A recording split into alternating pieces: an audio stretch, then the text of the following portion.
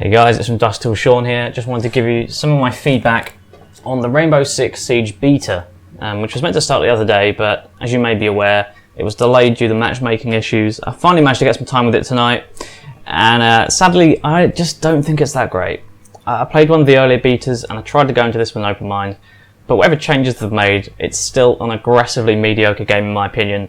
I suspect it is not the Rainbow Six reboot Ubisoft or a lot of fans are hoping for. There are two modes in this beta. There's the multiplayer 5v5, and then there's a terrorist hunt where you team up with other players to take on AI terrorists.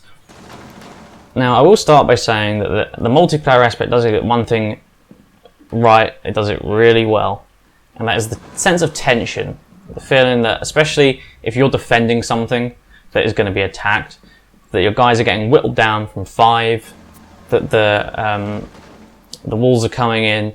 It really does feel intense. You know, it could be the quietest thing in the room, nothing's going on, but just that fear that someone's going to come around the corner any second and kill you. It's really cool, and it did remind me of some of the best moments I've had in previous Rainbow Six games. But unfortunately, those moments were they weren't frequent enough for me to say that I really in any way enjoyed this. It's really the only thing the game gets right. I've got a laundry list here of things to complain about. Firstly, the graphics look incredibly dated. Yeah, it just doesn't look like a PS4, Xbox One, PC game in 2015. It's ridiculous.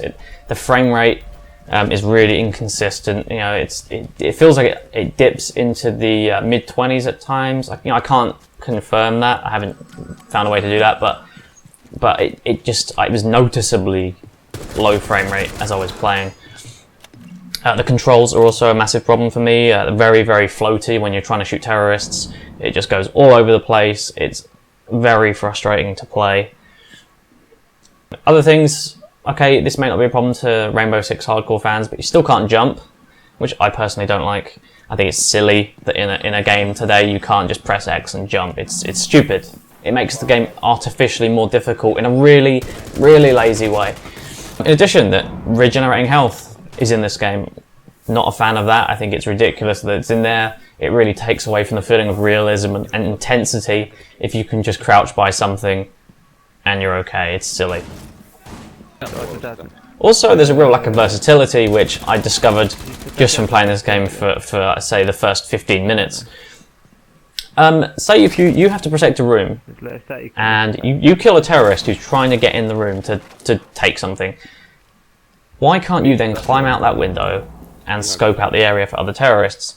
The game would only let me put up barricades, which again to me just shows really lazy, uninspired game design. I don't see why they thought that was acceptable or what gamers would want. I want to have freedom to do what I want, but it just isn't there. In addition, the blood looks distractingly awful in this game.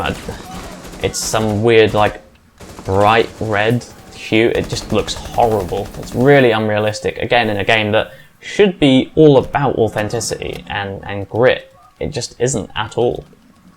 And finally, I come to connectivity issues, which are rife throughout this beta.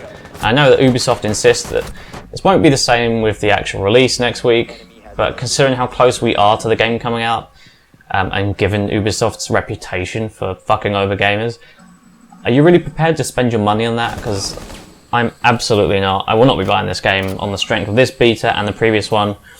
It's not an impressive package. It's really weak compared to a lot of the games in this series, and just simply a lot of the great shooters that have come out recently. I don't feel compelled to pick it up. Probably not even when it's really cheap. I think it feels lazily put together, and I don't think it's going to revitalise the franchise like they're hoping. I think this game will probably not do very well with critics, and again, I can't see it selling very well either. Marketing hasn't been fantastic, and the fact that they're still getting these connectivity issues the week it's coming out is absurd. So obviously, try it for yourself, make up your own mind, but for me this is a real swing and a miss. It just doesn't work. I'm sorry, but thank you for watching, and I'll be here from dusk till dawn.